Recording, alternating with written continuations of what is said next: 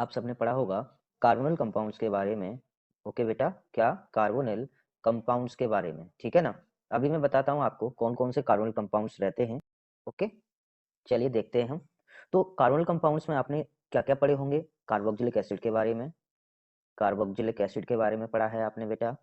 Okay, और किसके बारे में पढ़ा है आपने? एल्डिहाइड के बारे में पढ़ा है, एल्डिहाइड के बारे में पढ़ा है। और किसके बारे में पढ़ा है आपने? कीटोन के बारे में पढ़ा है। और किसके बारे में पढ़ा है आपने? कार्बोक्सिलिक एसिड के डेरिवेटिव्स के बारे में पढ़ा है। किसके बारे में? डेरिवेटिव्स के बारे में पढ़ा है। इससे रिलेटेड कुछ केमिकल रिएक्शंस की बात करेंगे जो ये कंपाउंड्स क्या करते हैं, उन केमिकल रिएक्शंस को देते हैं। ओके, वो है एल्डोल रिएक्शन। क्या है बेटा? Aldol reaction. ओके, आपने पढ़ा होगा, बहुत ही इंपॉर्टेंट रिएक्शन है एल्डोल रिएक्शन। क्लियर है? देखते हैं। चलिए, कौन कौन से कंपाउंड इस रिएक्शंस को देते हैं? तो ऑल कार्बोनिल कंपाउंड्स। कौन बेटा? Carbonyl compounds. ओके, कौन देते हैं इस रिएक्शन को?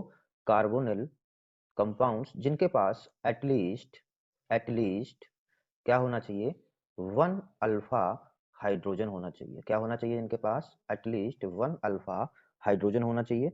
ओके, अल्फा हाइड्रोजन को हम एक नाम और देते हैं। क्या? ये जो अल्फा हाइड्रोजन है, इस अल्फा हाइड्रोजन को हम एसिडिक हाइड्रोजन भी कहते हैं। क्या कहते हैं? एसिडिक हाइड्रोजन भी कहते हैं। Okay, clear? याद रखनी है इस बात को आपको।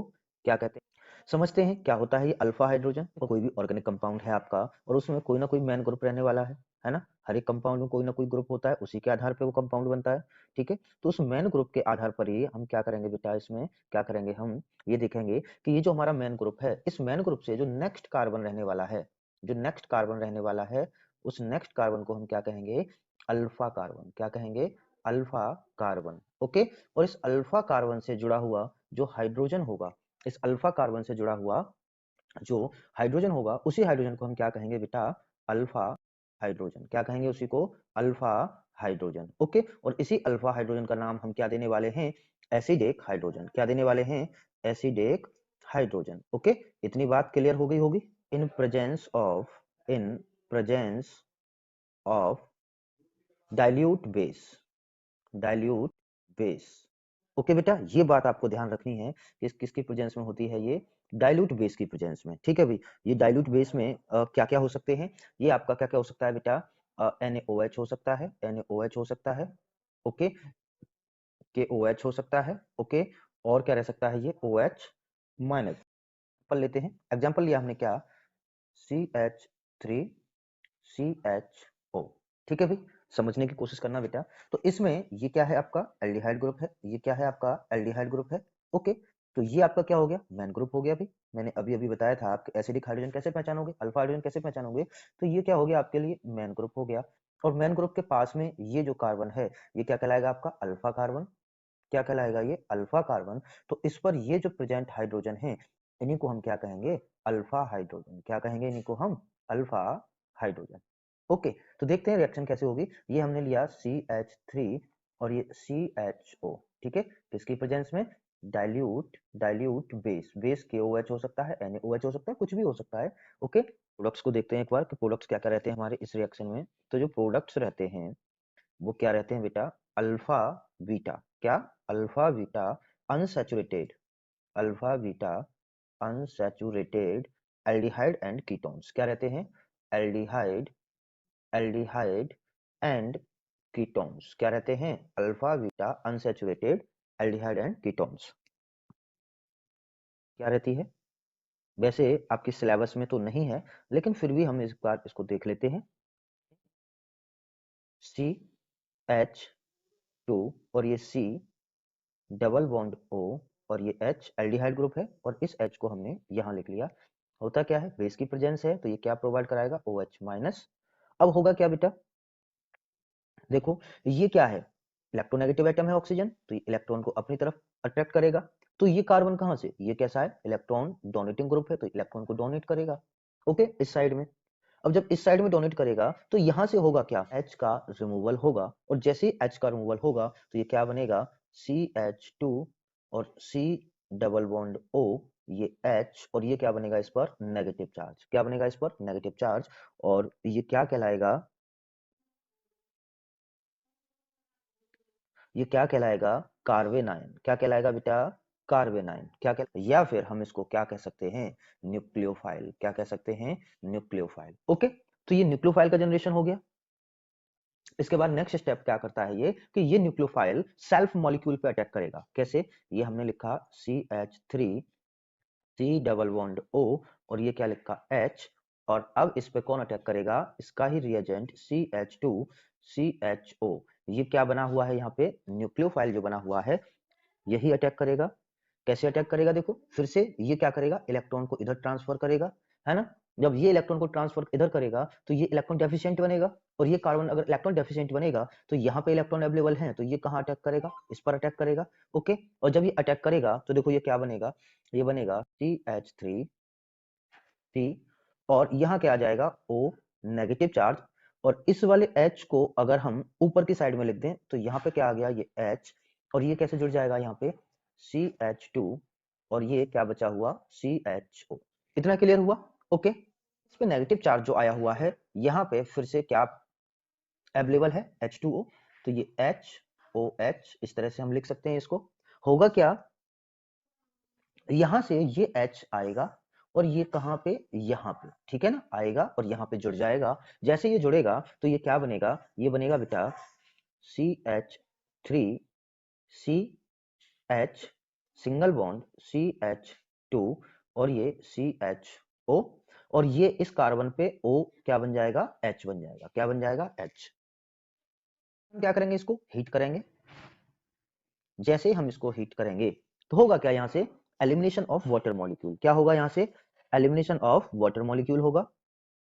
तो वाटर मॉलिक्यूल को एलिमिनेट करने के लिए OH तो हमारे पास अवेलेबल है, OH अवेलेबल है, हमें एक हाइड्रोजन का एलिमिनेशन करना होगा। तो हाइड्रोजन का एलिमिनेशन या तो यहां से हो या फिर यहां से हो, दोनों जगह से पॉसिबल है। तो हम हाइड्रोजन को उस कार्बन से रिमूव करेंगे जहां से मोर सब्स्टिट्यूटेड हाइड्रोकार्बन का फॉर्मेशन हो। ओके, या फिर हम ये देखेंगे कि यहाँ पे डबल बॉन्ड आ रहा है इसमें एल्डिहाइड ग्रुप में, तो double bond single bond double bond, अगर मैं यहां से क्या करता हूं? हाइड्रोजन को रिमूव करता हूं तो यहाँ पे डबल बॉन्ड आएगा, और जिससे ये किस में आ जाएगा? रेजोनेंस में आ जाएगा। तो ये क्या बनेगा यहाँ से बेटा? CH3 CH double bond CH single bond CHO। ये क्या बना? Alpha beta unsaturated aldehyde. Alpha beta unsaturated unsaturated aldehyde. क्या बना बेटा? Alpha beta unsaturated aldehyde. Okay, I hope इतना आपको समझ में आया होगा, और यदि आपको समझ में आ रहा है तो वीडियो को लाइक करिए, फ्रेंड के साथ शेयर करिए। मैकेनिज्म देखिए, लेकिन क्लास 12 के लेवल पे मैकेनिज्म तो है नहीं, तो फिर हम क्या करें? तो इसके लिए एक बहुत ही प्यारी सी शॉर्ट ट्रिक मैं लेके आया हूं आप लोगों के लिए। तो देखिए क्या है शॉर्ट ट्रिक। इसको थोड़ा सा रीअरेंज करके हमें लिखना है। कैसे लिखना है जरा देखिए बेटा? CH3 और CH डबल बॉन्ड O, इस तरह से हम लिख सकते हैं। ओके, इसका दूसरा मॉलिक्यूल हम लिखेंगे कैसे? ये H2CH single bond CHO। Clear? ये दो मॉलिक्यूल ले लिए हमने, दो मॉलिक्यूल ही लेते हैं, ठीक है ना? जैसा कि आप जानते हो भाई, हम दो मॉलिक्यूल का ही यूज करते हैं, तो हमने फिर से दो मॉलिक्यूल लिख लिए। बहुत ही सिंपल सी ट्रिक करनी है, क्या कि ये ऑक्सीजन और ये हाइड्रोजन आपस में मिलकर के क्या एलिमिनेट हो जाएंगे। कैसे? H2O के फॉर्म में, और आपको सीधा प्रोडक्ट लिख देना है। क्या प्रोडक्ट बनेगा? CH3 सिंगल बॉन्ड CH, ये डबल बॉन्ड आ रहा है तो डबल बॉन्ड बनाइएगा, और यहाँ पे क्या आ रहा है बेटा? CH, और क्या आ रहा है? CHO। अब आप चेक करिएगा पुराने वाले से कि हमारा जो प्रोडक्ट था वो क्या प्रोडक्ट यही था? बिल्कुल यही प्रोडक्ट था, ठीक है ना? एक एग्जांपल और देखते हैं। देखो क्या हमने लिया इस बार? CH3 C double bond O, और ये CH3। कीटोन की बात कर लेते हैं इस बार। एक एल्डिहाइड से कर लिया, एक कीटोन से। कीटोन से हम ले लेते हैं CH3 C double bond O, और ये CH3। इस बार इसका हमें एल्डोल कंडेंसेशन करना है। क्या? वही डाइल्यूट OH माइनस, और क्या? इसको हीट करना है। प्रोडक्ट आपसे पूछा है क्या बनेगा? ऐसा क्या? हम इसको कैसे लिखेंगे? CH3 और ये C डबल बॉन्ड O, और इसको ऐसे लिख सकते हैं हम CH3, ठीक है बेटा? प्लस इसको कैसे लिखेंगे दूसरे मॉलिक्यूल को? इसको लिखेंगे H2 सी एच, ओके। और ये सी डबल बॉन्ड ओ और ये सी एच थ्री।